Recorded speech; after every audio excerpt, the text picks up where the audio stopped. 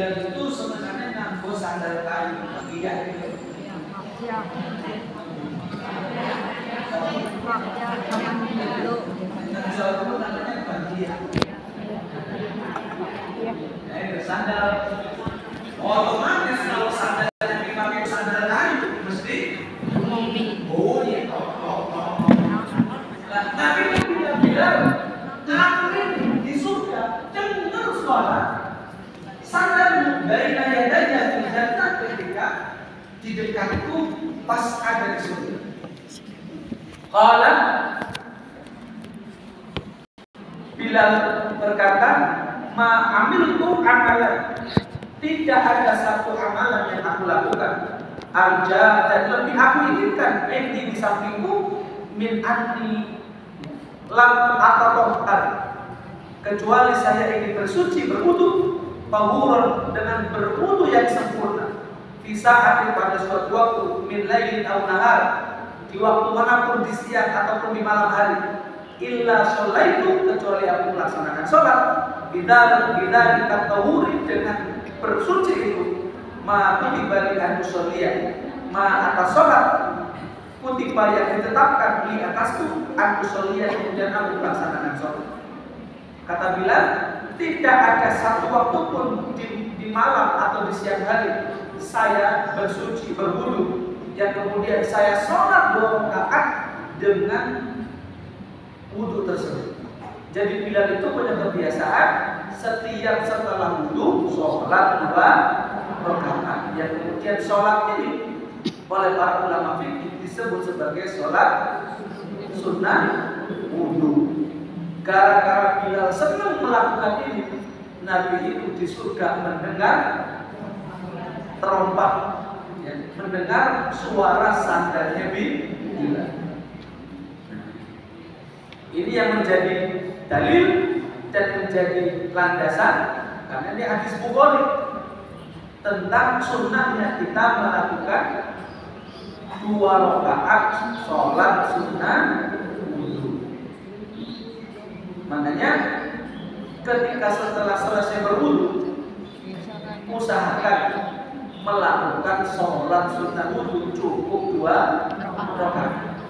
Orang yang istiqomah melakukan sholat sunnah wudu ini, itu punya jaminan dimasukkan ke dalam surga.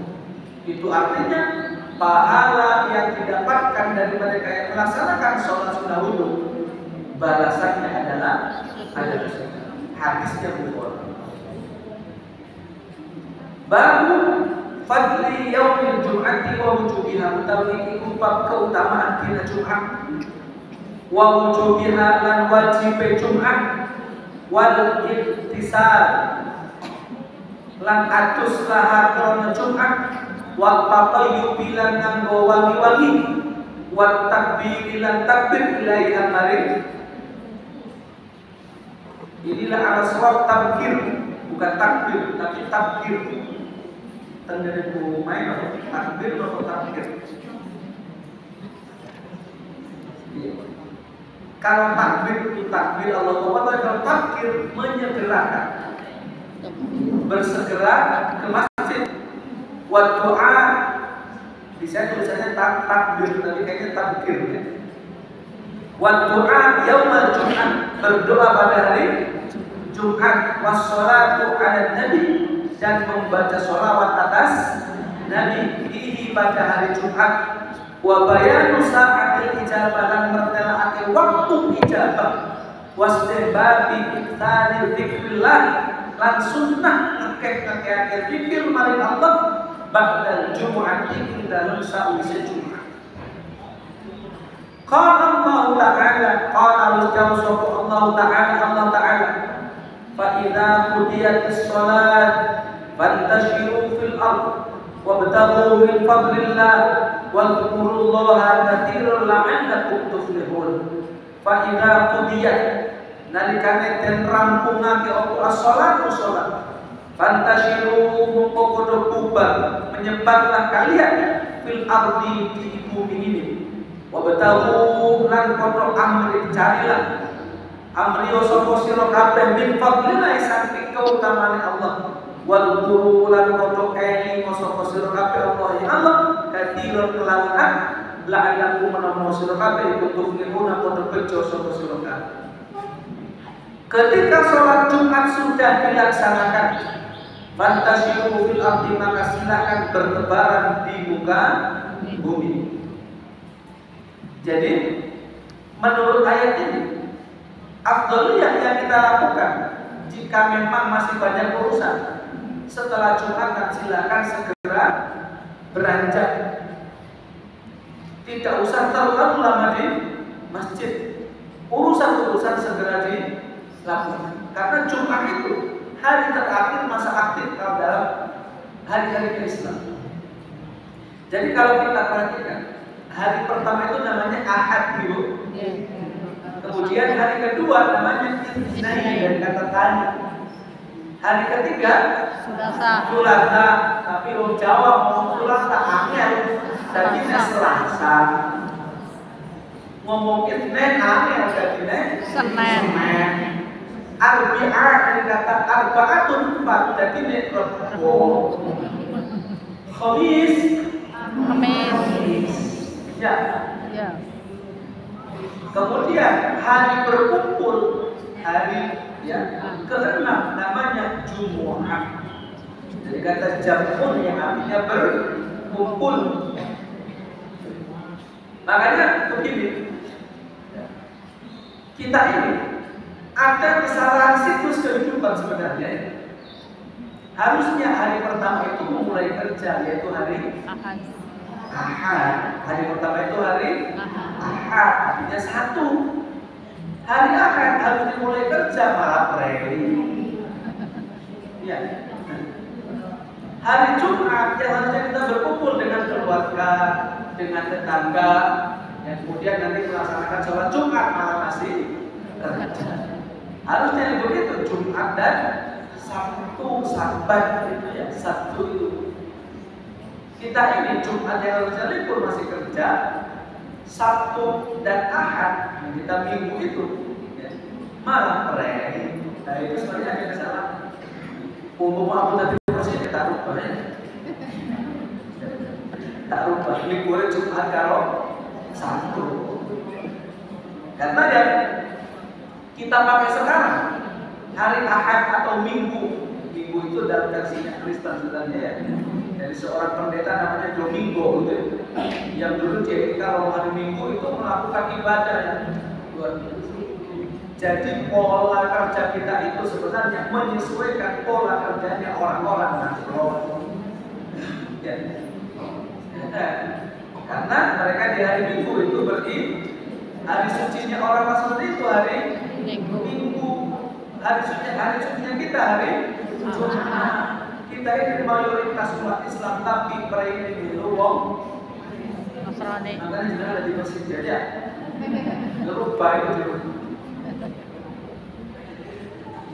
Wabtahu min fadlil, carilah keutamaan dari Allah. Bumi ini dirancang oleh Allah untuk bisa kita gunakan sebaik mungkin. Karena kita ini khalifatullah, kita ini khalifahnya Allah di muka bumi. Makanya boleh kita mengelola bumi dengan bercocok tanam dan lain-lain, silahkan. Tapi jangan terlalu berlebihan. Nah, sayangnya manusia itu ketika diperbolehkan mengeksploitasi bumi itu rata-rata serakah. Kenapa ada manusia serakah? Karena ada manusia yang terus-menerus mengikuti hawa nafsu. Padahal nafsu ini semakin diikuti semakin apa? Semakin cukup apa semakin kurang? Semakin kurang. Makanya bulan puasa ini pelajaran terpentingnya salah satunya adalah kita mampu mengendalikan hawa nafsu. Hawa nafsu. Karena kalau nafsu yang diikuti tidak pernah ada habisnya. Makanya alhaakumut takatsur hatta zurtumul maqabir. Celakalah orang-orang yang terus-menerus menimbun harta. duit itu sambil lihat cepot. Andai kan jenengan punya pendapatan sakulan miliar untuk orang mandek, kalau nafsu yang diikuti tidak akan pernah cukup. Makanya para koruptor wakil-wakil kita yang di DPR, banyak juga para pejabat-pejabat eselon di Jakarta, itu gajinya sudah ratusan juta, pendapatan per bulannya sudah ratusan. Kenapa masih ada yang korupsi? Apakah mereka miskin? Tidak. Mereka sudah kaya, mobilnya sudah bagus, rumahnya sudah mentereng. Kenapa masih korupsi? Karena mengikuti hawa nafsu. Hawa nafsu itu tidak akan pernah berhenti hatta zurtumul maqabir. Jadi wis mati wis dikubur nembe mana. Dan kalau nafsu diikuti, saya pastikan hidup kita sulit banget. Kenapa? Tidak syukur. Padahal rumus hidup bahagia itu bersyukur tanpa tapi, bersabar tanpa tapi. Jangan ada pengen bahagia apa rumus ini? Bersyukur tanpa tapi, bersabar tanpa tapi. Gampang ya? Gampang. Kalau mau nanti lakonnya aneh.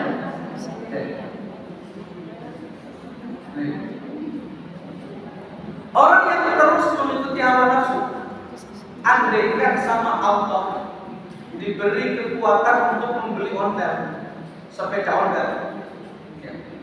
Itu kemudian dia jalan di Purwokerto, lihat orang naik motor, enak ya, gue motor, nanti orang kesel dadak ontel.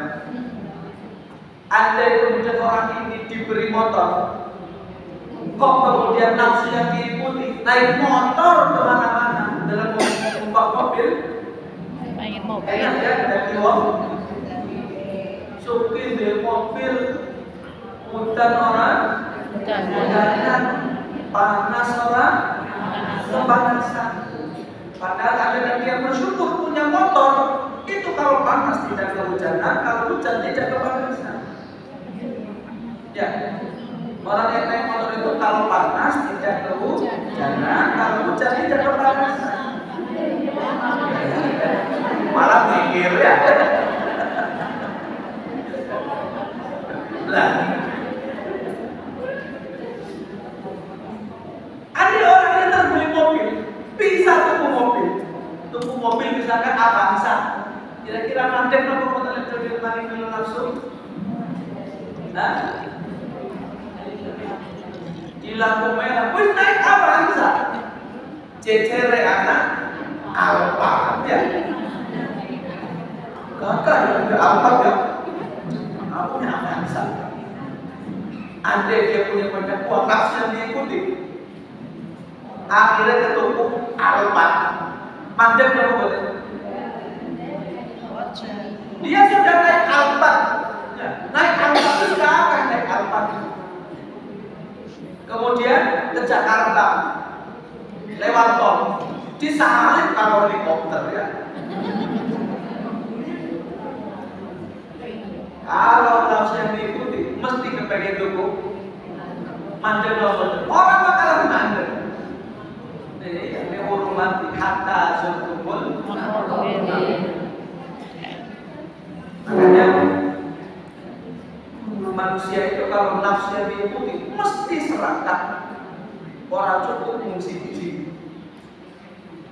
tidak akan pernah merasa cukup. Terus bagaimana agar kita bisa merasa cukup? Hentikan mengikuti hawa nafsu, kendalikan mengikuti hawa.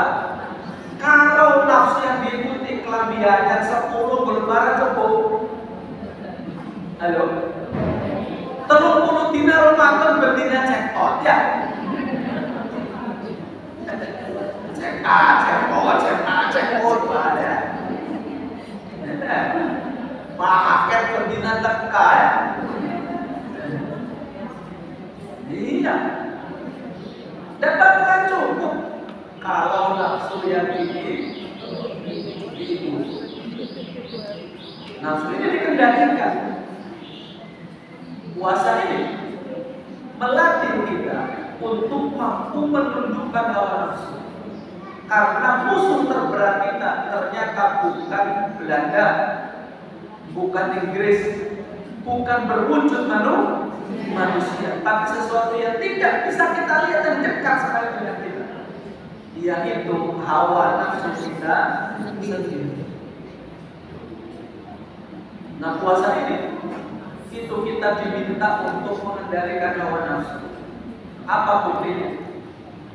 Senajan kolok setengah PDRS-nya, anak kolok, anak S2, anak serga, lengkap. Maghrib kurang 10 detik dengan blok. Kenapa tidak dimakan? Waktunya. Bisa nggak kita makan? Bisa. Halal apa tidak makan itu? Halal. Tapi kita mengendalikan hawa nafsu kondisi dalam hati. Ya. Itu artinya begini. Kalau yang halal saja kita bisa bersabar untuk tidak memakannya karena memang belum waktunya, harusnya kepada yang haram kita jauh lebih.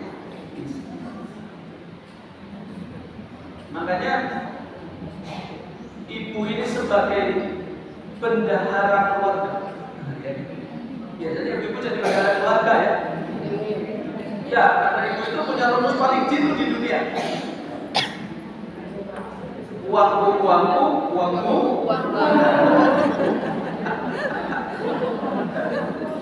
Iya, jadi ke suami itu bisa bilang begitu. Ada kan dengan punya pendapatan. Duitku, duitmu.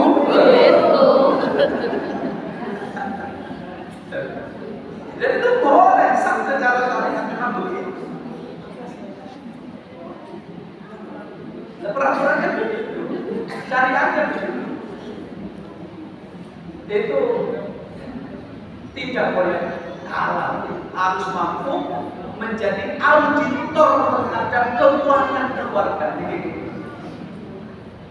Salah satu yang terpenting harus ibu-ibu audit itu uang yang masuk ke kas keluarga ini, apakah uang yang halal atau tidak. Jadi saya ulangi, harus benar-benar diaudit uang yang masuk ke kas keluarga ini halal atau tidak.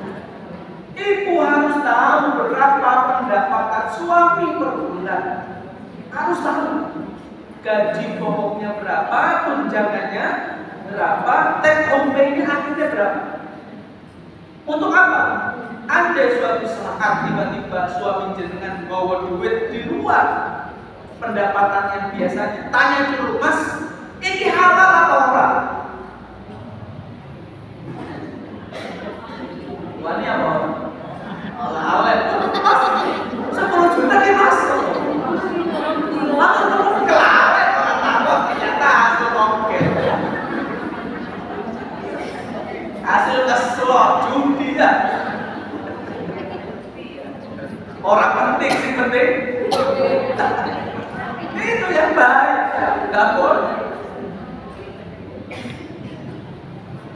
Ibu sebagai auditor, sebagai bendahara di dalam rumah tangga harus berani bilang begini, Mas, lebih baik aku dan anak-anak kelaparan daripada harus makan uang haram.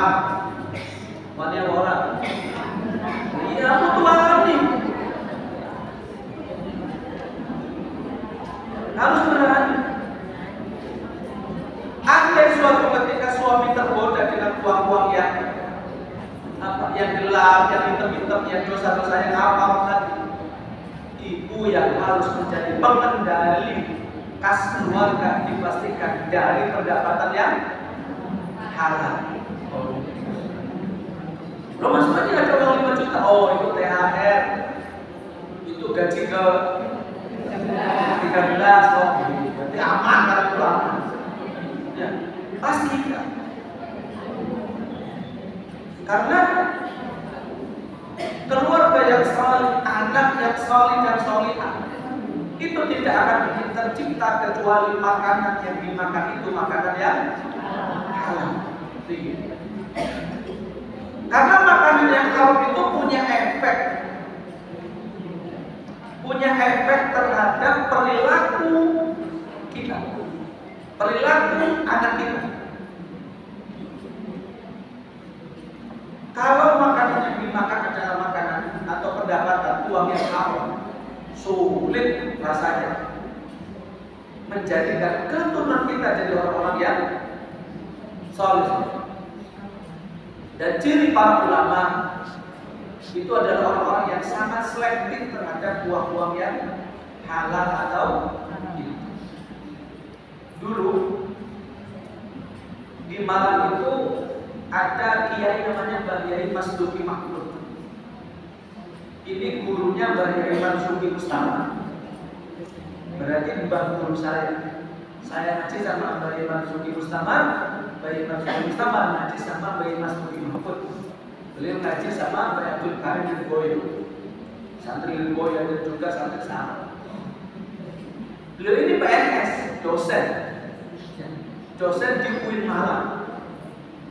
Itu karena beliau termasuk orang yang berpendapat tidak sepenuhnya yakin gaji PNS itu halal. Ini untuk apa ya? Karena kalau kita gaji PNS itu halal maupun betul.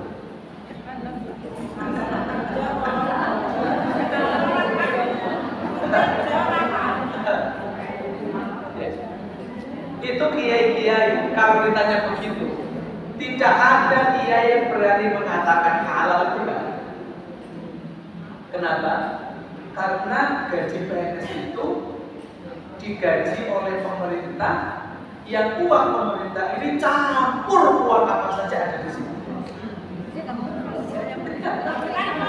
Sebentar. Nanti akan ketemu di situ. Karena begini, retribusi hotel masuk nggak ke APBN? Masuk ya kan? Padahal hotel ini apa hanya untuk tempat tidur tok? Mau selingkuh nanti? Ya. Dari perusahaan rokok, miras, masuk nggak ke APBN? Masuk. Kalau ada sesuatu bercampur dengan sesuatu yang tidak halal, kalau air itu bercampur dengan sesuatu yang najis, air ini hukumnya suci apa najis? Tergantung banyak. Yes. Itu kalau air. Kita bisa nggak memastikan bahwa gaji yang diterima PNS ya? Kita bisa nggak berani memastikan bahwa gaji PNS itu murni dari pendapatan yang tidak ada haram-haramnya sama sekali? Tidak bisa ya kan? Makanya karena tidak bisa, Mbah Yai Mas Duki Mahmud tidak berani bilang gaji PNS itu 100% halal. Lalu apa? Barang yang tidak 100% jelas halal dan tidak 100% haram namanya syubhat. Tadi beliau mengatakan gaji PNS itu syubhat. Ini yang karena kalau bilang halal, nyata-nyata pemerintah itu mendapatkan pendapatan tidak hanya dari jalur yang halal. Kalau kita bilang haram, yang halal juga banyak. Berarti gaji PNS itu syubhat. Syubhat itu halal atau haram? Tidak jelas. Karena tidak jelas, beliau Bayi Mas Duki itu tidak pernah menggunakan gajinya untuk dibelikan makanan anak istri. Beliau ini ngapunten gitu. Meskipun dosen itu tidak malu. Zaman itu masih memungkinkan. Jadi beliau ini kalau ke kampus atau sedang tidak ngajar, itu dari supir angkot. Itu yang tidak mungkin bisa saya lakukan ya, Masya Allah. Berarti kan beliau hebat sekali dalam atau tidak. Selain itu beliau juga jual beli mobil. Gitu. Nah, untuk makan keluarga, untuk konsumsi keluarga, beliau mengambil dari selain Gaji. gaji. Gajinya tuh Ini ampun ditiru asli, ampun ditiru.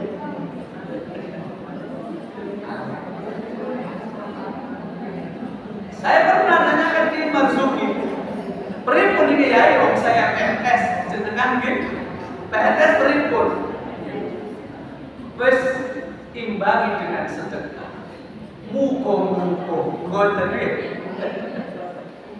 Mugo-mugo anak dhewe dadi wong saleh-saleh. Ngoten, imbangi dengan sedekah. sedekah itu punya kekuatan luar biasa. Dulu di tempat saya pondok pertama kali di Cimanggu itu di samping pondok ini ada seorang tetangga pondok yang setiap hari Jumat datang ke pondok bawa apapun yang dia miliki. Kadang godok telo, rebus tela itu ya. Kadang ya apa? Talas itu, talas, apa aja. Pokoknya sering sedekah ke santri-santri. Kata beliau ketika ngasih sedekah ke santri, ngasih sedekah kan turun cuma anak itu pada gelem ngaji, pada pinter ngaji. Orang ini punya anak 5 dari kiai kabeh. Masya Allah. Kita ini saya sendiri tidak berani mengatakan alam, tidak berani. Fatwanya Mbah Mas Luki itu Quran. Jadi monggo biasa dapat itu sendiri. Yuk imbangi dengan apa? Sedekah. Kalau sedekah uang itu berat. Jadi imbangi dengan kerja yang tidak hanya selalu berhubungan dengan uang. Jangan diminta sekolah, diminta kampus untuk melakukan sesuatu yang nggak ada uang lemburnya, nggak ada SK panitianya. Kudu belum imbangi agar kemudian yang kita dapatkan ini ono sotako tenaga ada gitu loh.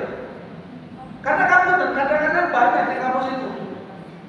Yuk ini sebenarnya SK-nya apa orang? Ini anak orang apa?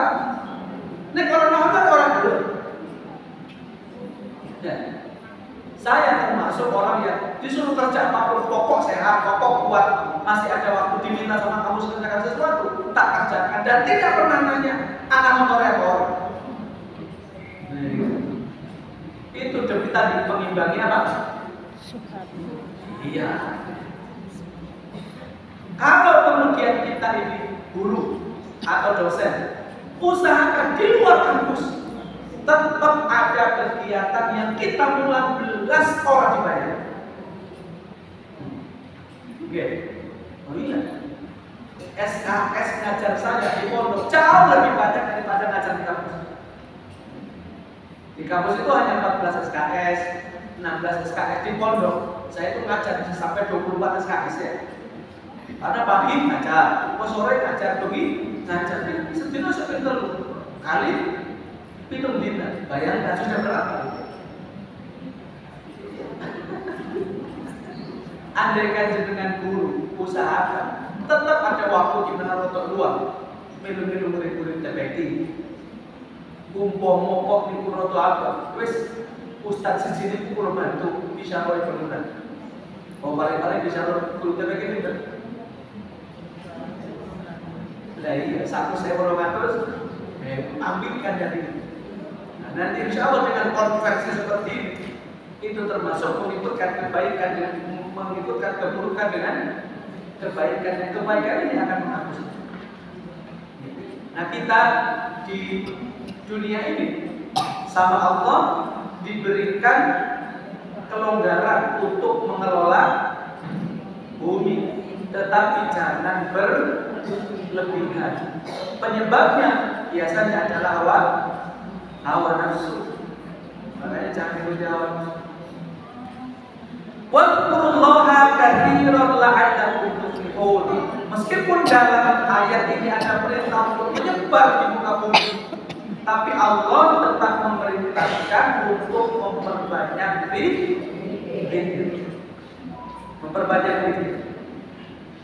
Untungnya zikir ini satu ibadah yang tidak terikat oleh waktu dan tidak terikat oleh tempat. Kita bisa zikir kapan saja, di mana saja. Boleh, posisi apa saja. Alladzina yadhkuruna Allaha qiyaman wa qu'udan wa 'ala junubihim wa yatafakkaruna fi khalqis samawati wal ardh. Oh, ini itu kiamat, boleh berdiri. Wa qu'udan dalam posisi duduk. Wa 'ala junubihim, boleh dalam posisi tiduran itu boleh.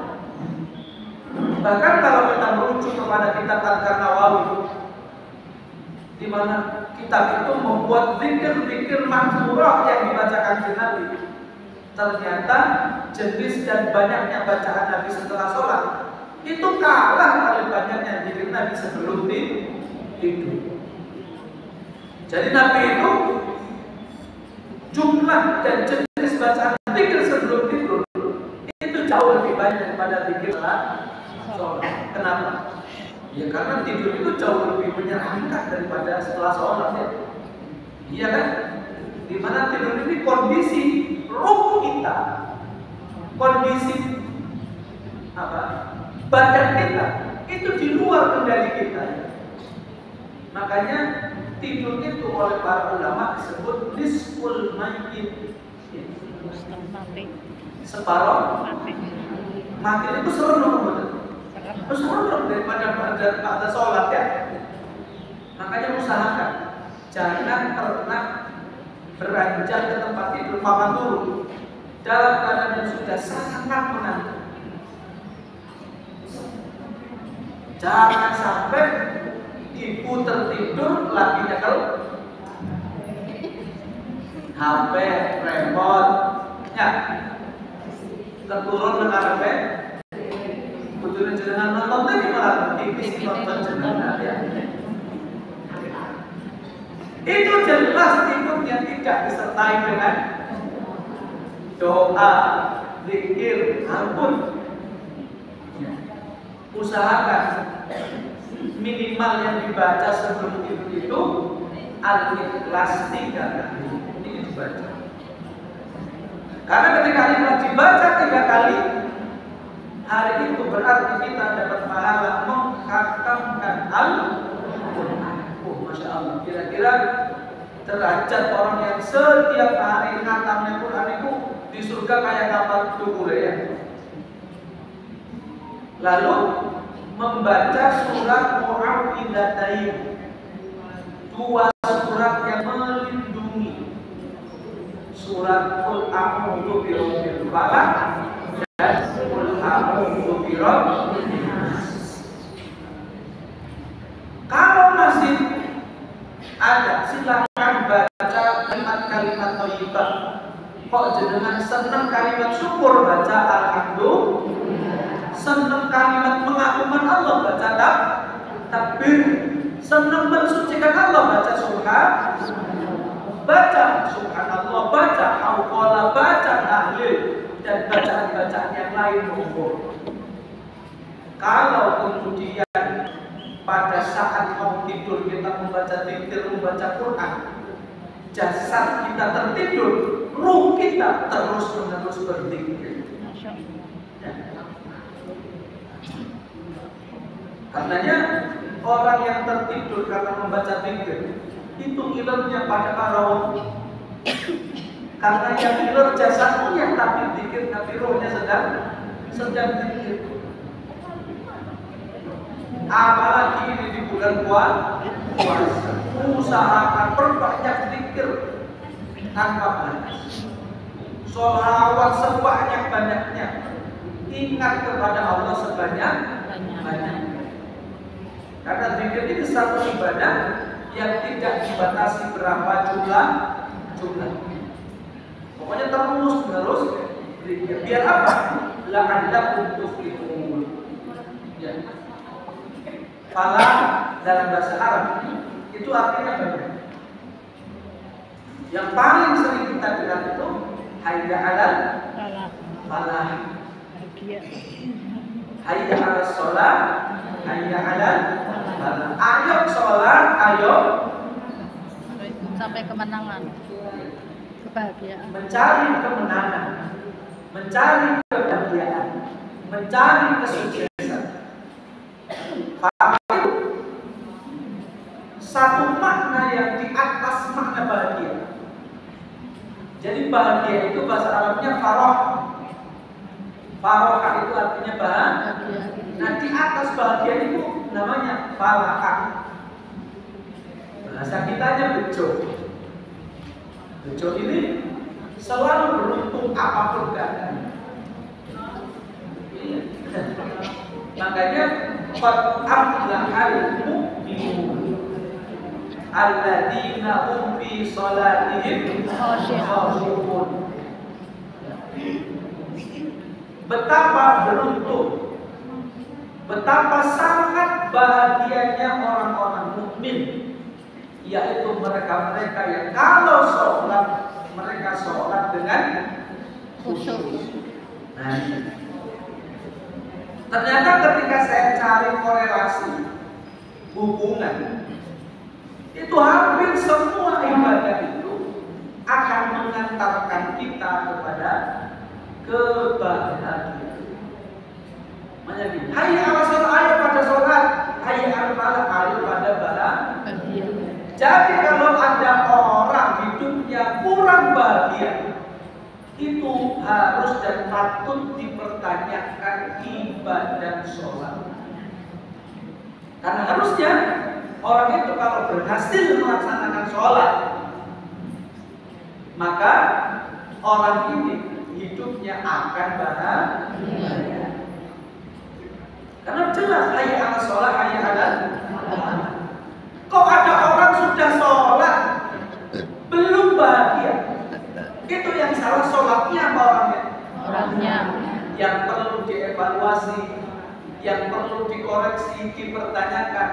Jangan-jangan sholatnya belum benar-benar mendirikan sholat. Karena ada beda antara melaksanakan sholat dengan mendirikan sholat. Di Al-Quran perintah sholat itu selalu diikuti kata iqamah. Iqamatus sholat, yuqimuna sholat, aqimus sholat, aqimus sholat. Karena memang beda antara orang yang melaksanakan dengan mendirikan. Khusyuk itu akan didapatkan kalau kita itu mendirikan sholat. Apa bedanya orang yang melaksanakan dengan mendirikan? Orang yang melaksanakan sholat itu cirinya apa?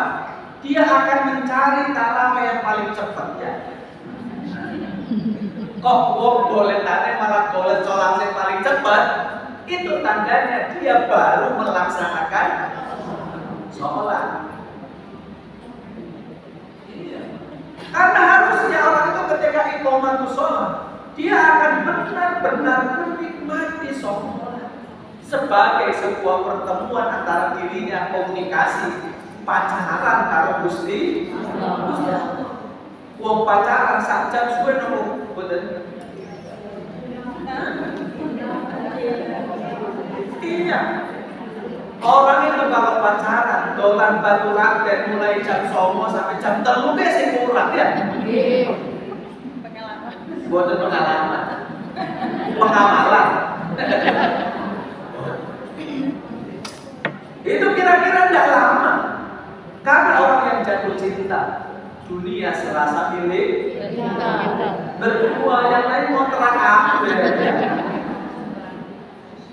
Tidak terasa. Orang itu ketika ngobrol dengan orang yang dicintainya, ngobrol dengan bestinya, ngobrol saja sudah ngobrol.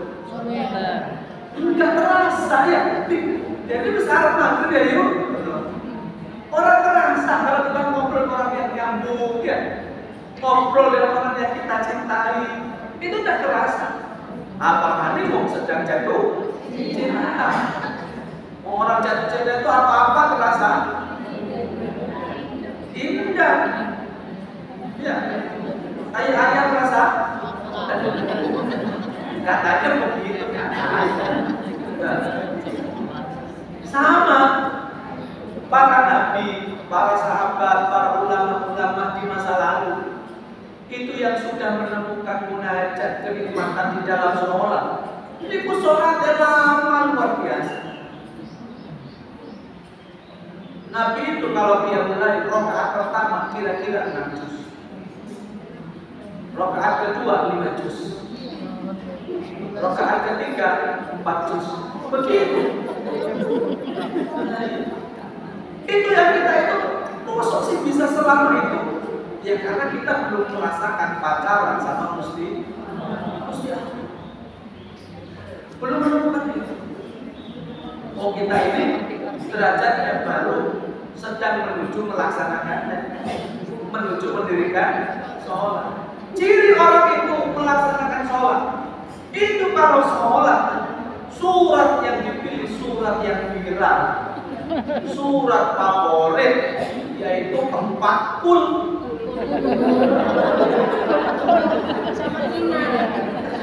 Nah ya, ini favorit teman ada 40 sama Al-Kautsar sama An-Nasr.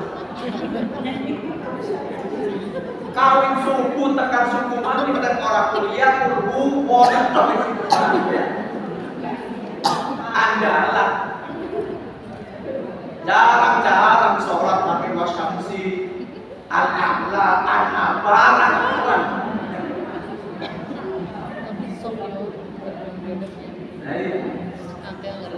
Itu ciri kita melaksanakan itu sholat pengen cepat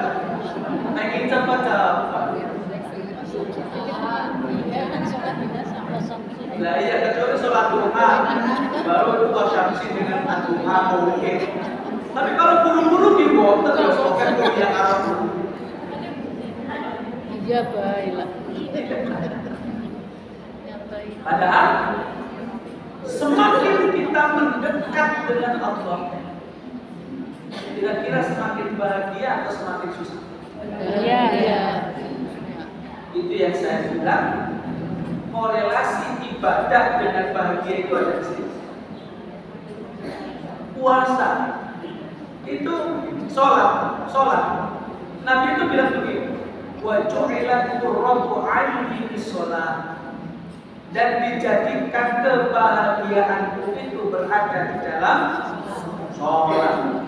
Nabi itu tahu persis ngurusin dunia itu ribet, ruwet benar-benar. Pekerjaan dunia itu hampir selalu tidak ada habisnya.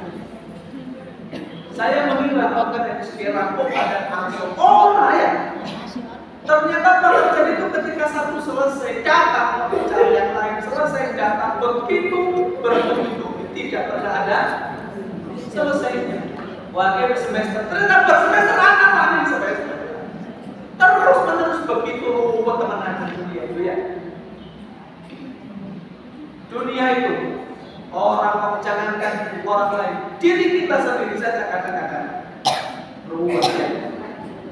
Bojonya ruwet, anaknya ruwet ya kan, istrinya ruwet. Kalau tidak ada ruwet, kadang-kadang dikawin ruwet ya. Saya itu sudah menikah 12 tahun ya, sama istri sudah menikah 12 tahun. Itu kadang-kadang masih muncul pertanyaan begini, ayah saya nggak sama aku. 11 tahun tuh ya, anak terus takut saya apa? Artinya itu apa? Jelas, wis metu anak telu itu, kayak ditakut seneng apa? Tidak gawe ruwet ya.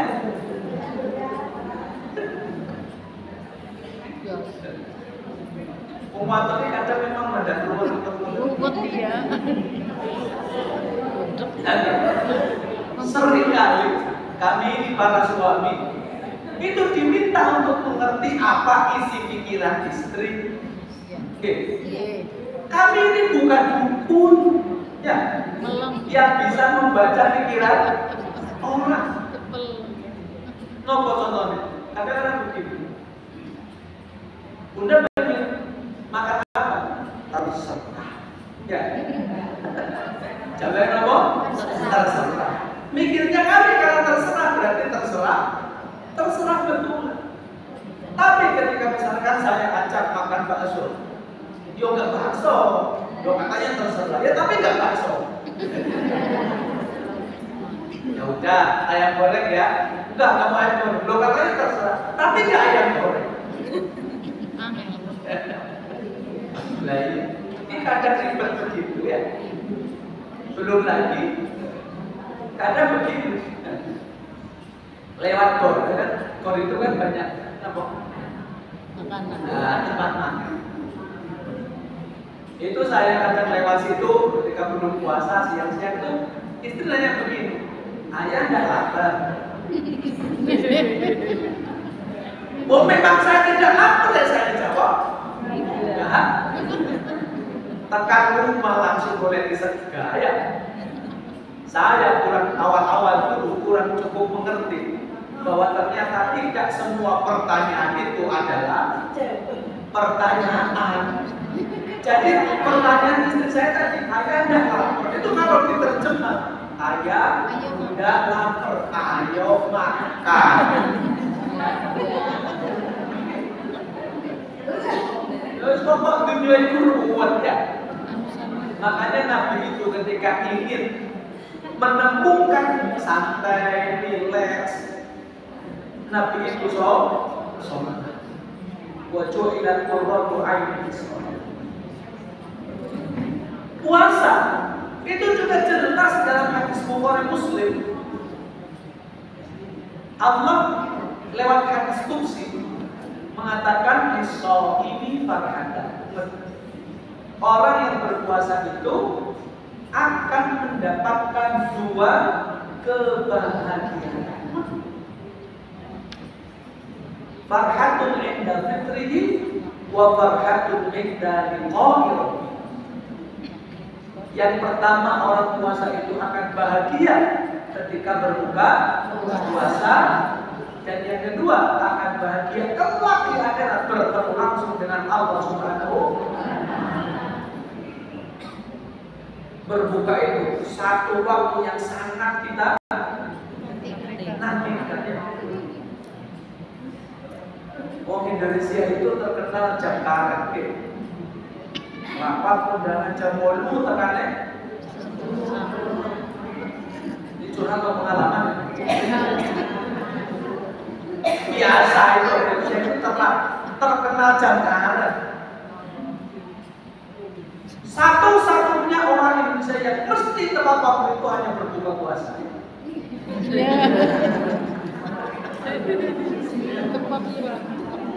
Jarang kita ketemu ada orang yang gelem ngeteni azannya.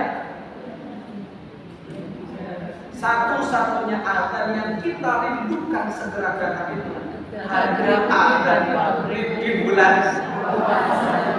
Syawal tanggal hiji wis kelar kalau ada maghribnya. Jadi wis azan cukup temen ya. Keong Indonesia. Dan orang berbuka itu senang kabeh. Apapun yang dimakan selalu enak, lezat. Jangankan es teler, es campur atau minuman-minuman yang satu teguk air putih saja. Masya Allah itu nikmatnya luar biasa. Satu teguk air putih. Padahal begini, andaikan kita menang, makan, minum, itu sesuatu yang biasa kita lakukan setiap hari ini. Tapi ternyata kenikmatan makan berbuka ini tidak pernah kita temukan kecuali di bulan puasa. Kecuali ketika berbuka. Makanya orang yang berpuasa itu di dunia saja sudah diberikan kebahagiaan ketika berbuka. Itu nikmat luar biasa. Kenapa? Ya benar bahwa lauk makanan terbaik itu bukan makanannya, tetapi laparnya. Orang itu kalau lapar, orang usah kalau ayam goreng, ya, sega kalau sambal apa itu tewal-tewal ya. Pokok dalam keadaan lapar. Kalau lapar, orang usah kalau goreng. Bebek goreng itu kan enak karena ada B-nya ya. Ya, bebek goreng itu enak karena ada B-nya. Kalau B-nya nggak ada jadi nggak enak.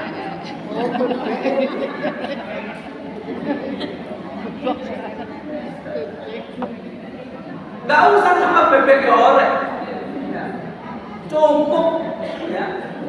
Sambal kalau goreng tempe bisa pol-polan enaknya.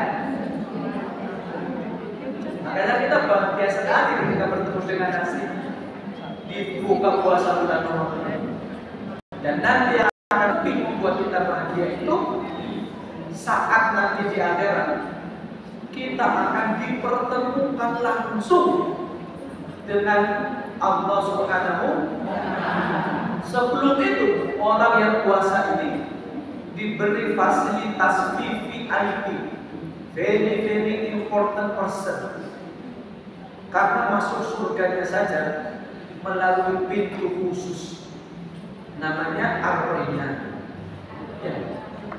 Pintu orang yang berpuasa itu namanya Ar-Rayyan. Kalau ada suatu tempat, gedung, acara, kok pintunya hanya untuk orang-orang tertentu, itu yang datang masyarakat umum apa orang tertentu? Apa orang istimewa? Mesti orang istimewa. Itu artinya orang yang puasa ini memang orang-orang yang istimewa. Nanti akan diberikan akses untuk minum di Telaga Kautsar. Telaga yang airnya lebih putih daripada susu, lebih manis daripada madu. Siapapun yang minum di situ selamanya tidak akan pernah merasa kehausan. Akses pertama kali yang boleh minum di situ siapa? Kita yang rela haus di bulan puasa. Dan ternyata tidak semua orang mampu melakukan ini. Hanya mereka yang takwa dan punya iman yang kuat yang mau berpuasa. Oh, puasa itu sulit dilakukan. Makanya kita nanti akan banyak menemukan ada orang yang puasanya bolong-bolong, bahkan mungkin tidak puasa, tapi lebaran tuh kelebihannya. Ya, kalau orang dulu puasa itu kelebihannya, dia mau malas. Baik. Sebelum saya tutup, barangkali ada yang mau bertanya, saya bersedia.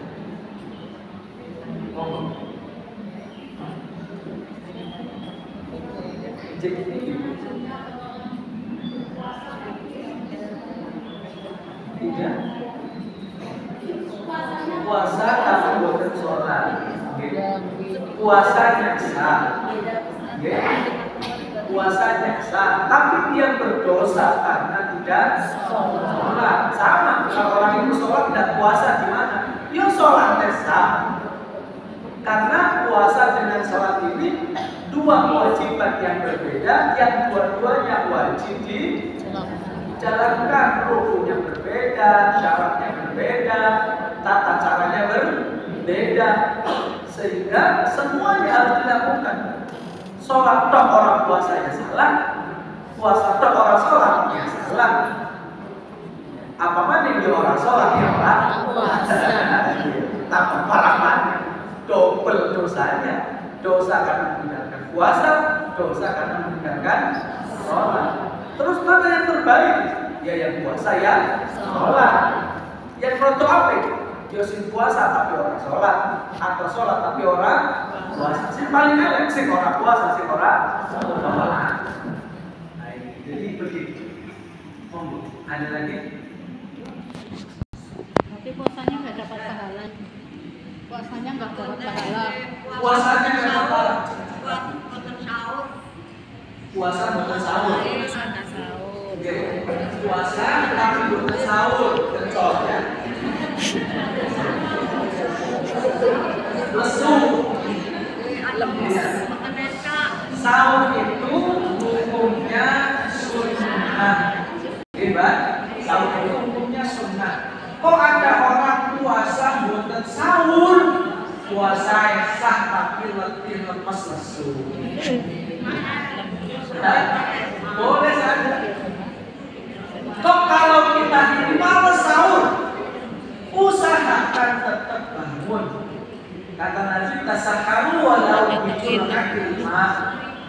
laksanakanlah sahur meskipun hanya dengan seteguk air.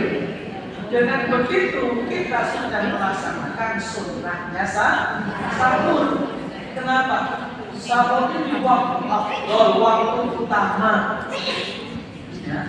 Di mana di waktu ini Allah turun membagikan rahmat, usahakan saat sahur kita bangun mendapat rahmatnya Gusti Allah. Pemalas dalam sekam malas dalam iwak malas lagi.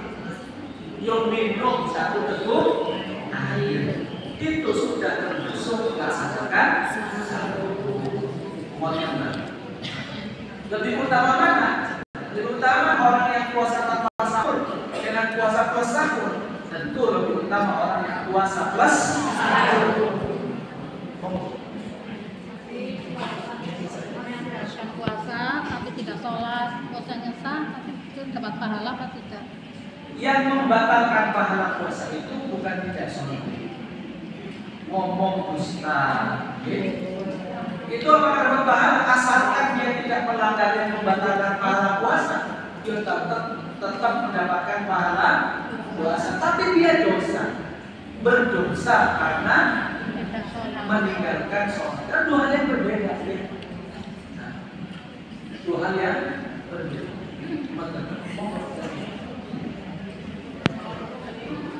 Waalaikumsalam. Ada seorang ibu tidak pernah puasa. Ada Seorang ibu ibu. tidak pernah puasa. Sholatnya kadang-kadang. Terus untuk tahun ini sama anaknya difidyai. Itu bagaimana? Atau orang Fidyah puasa itu boleh dilakukan satu untuk orang yang sakit layu jabur, yang tidak mungkin sembuh. Jadi, dan kalau puasa mesti sakitnya tambah parah. Jadi yang boleh bayar fidyah itu tadi yang sakit dan tidak mungkin sembuh. Kalau sakit puasa dengan puasa sakitnya tambah parah, maka yang begini boleh hanya membayar fidyah. Yang kedua, orang yang sudah sangat tua renta itu boleh tidak puasa dan hanya diganti dengan fidyah. Yang lain-lain itu harus dengan kodok plus fidyah atau kodok saja. Melihat kondisi, misalkan ibu itu menyusui atau hamil, itu ada ketentuannya. Itu puasa plus fidyah kalau anaknya yang dikhawatirkan.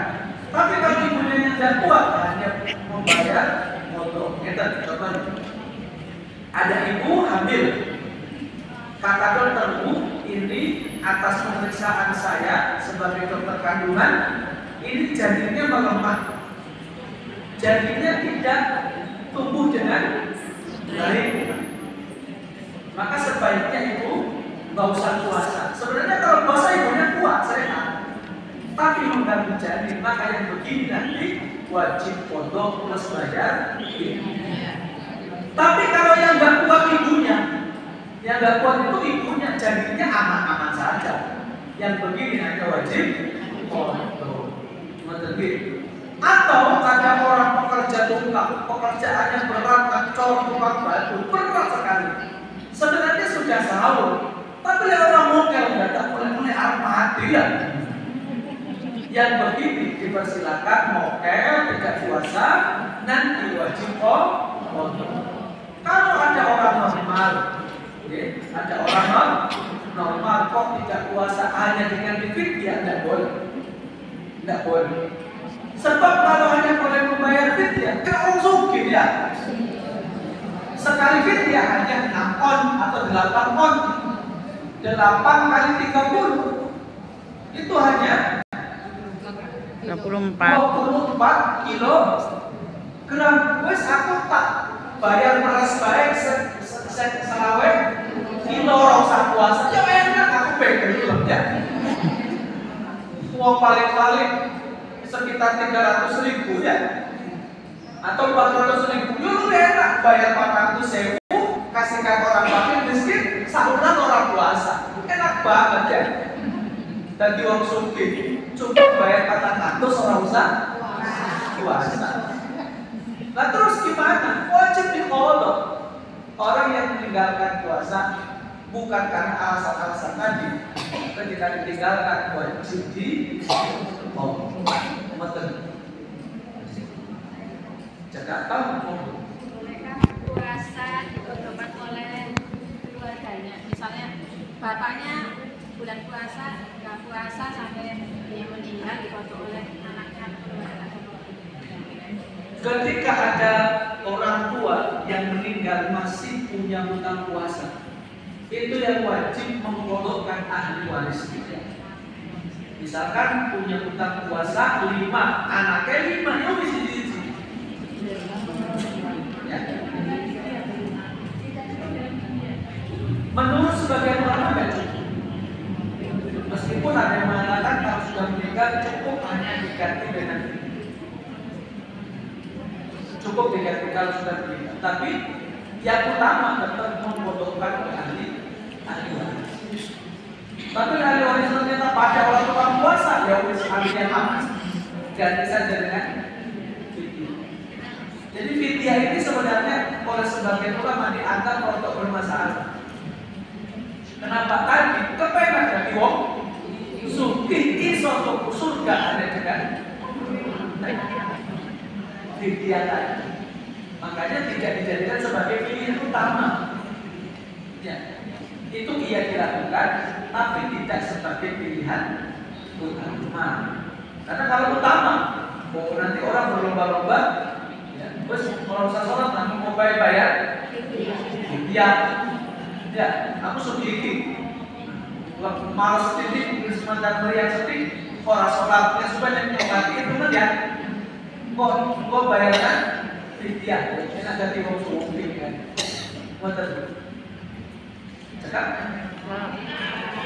Saya kira itu mudah-mudahan bermanfaat. Terima kasih. Assalamualaikum warahmatullahi wabarakatuh.